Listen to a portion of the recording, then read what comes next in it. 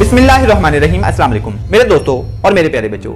आज के दौर का ये कड़वा सच है कि हर कोई कामयाब तो होना चाहता है, इसीलिए वो यूट्यूब पर, फेसबुक पर और इंस्टाग्राम पर हजारों कामयाब लोगों को फॉलो भी करता है, उनकी तस्वीरें लाइक और शेयर करता है और उनके नीचे बिग फैन ऑफ यू का कमेंट भी करता है और उनकी गाड़ी और फैमिली के साथ, उनकी गाड़ी और बीवी के साथ बनी वीडियोस पे मिलियंस ऑफ व्यूज आ भी जाते हैं। लेकिन जब वही बंदा अपनी सक्सेस स्टोरी शेयर करता है तो उस पे व्यूज आते हैं चंद हजार।